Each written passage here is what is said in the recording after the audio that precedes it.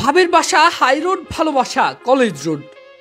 ছিনতাই কাজে ব্যবহৃত সিএনজির পিছনে থাকায় লেখা দেখেই একটি সিএনজি সহ 6 জনকে গ্রেপ্তার করেছে ফেনী জেলা গোয়েন্দা পুলিশ।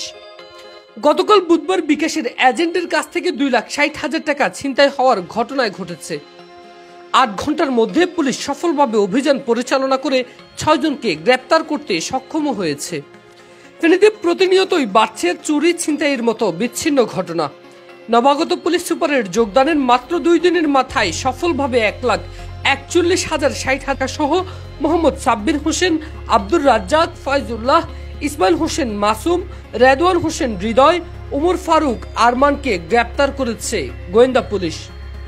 জেলা পুলিশ সুপারের কার্যালয় সাংবাদিকদের সাথে সংবাদ সম্মেলনে এসব তথ্য নিশ্চিত করেছেন অতিরিক্ত পুলিশ সুপার শাহাদাত হোসেন এবং সদর সার্কেল তোয়াই ওয়াং প্রো মারমা। কাজটা করছে তারা মুখোশধারী ছিল এবং তাদের পরনে যে কাপড় ছিল, জামা ছিল, ওই জামাগুলিও তারা হাইওয়ে রোডের পাশে ফেলে দেয়, যেগুলি আমরা পরবর্তীতে উদ্ধার করতে সক্ষম হই। এই ঘটনাটা যখনই আমাদের নবাগত পুলিশ সুপার, আপনারা জানেন, স্যার জয়েন করেছেন 8 তারিখ। জয়েন করার পরে আপনাদের সাথেও স্যার গতকাল বসেছিলেন। আমাদের স্যারের একটা অঙ্গীকার ছিল যে কোনো অপরাধ, সাইবার ক্রাইম সহ যে কোনো অপরাধ নিয়ে খুবই সিরিয়াসলি কাজ করা। এই প্রেক্ষিতে স্যার আমাদেরকে নির্দেশ দেয়। নির্দেশ দিলে আমাদের ডিবির একটা চৌকস টিম এই ঘটনাটির সংবাদ পাওয়ার সাথে সাথে বাদীকে ডেকে নিয়ে আসা হয়, ভিকটিমকে ডেকে নিয়ে আসা হয়।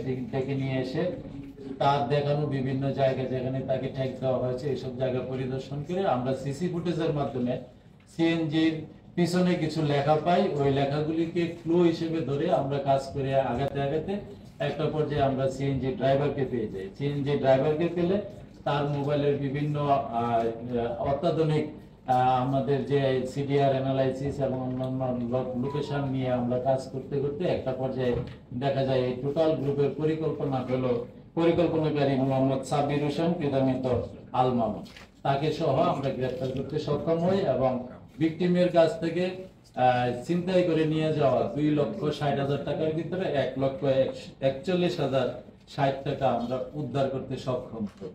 এবং যে সিএনজিটা দিয়ে এই টোটাল অপরাধটা সংগঠিত করেছে, এই সিএনজিটাকে উদ্ধার করতে আমরা সক্ষম হই। সিএনজি ড্রাইভারকে সহ মোট 6 জনকে আমরা আটক করতে সক্ষম হই। যদিও ঘটনার অভিযোগ প্রাপ্তির সাপেক্ষে আমরা তখন তাৎক্ষণিকভাবে 4 জনের কথা শুনে আমরা 394 ধারায় মামলা রেকর্ড করেছি। বাট এখন যেহেতু আসামি 5 জনের অধিক, মামলাটা এখন 395, 397 এর দিকে টার্ন নিবে এবং ওই অনুযায়ী আমরা আইনগত ব্যবস্থা নিব।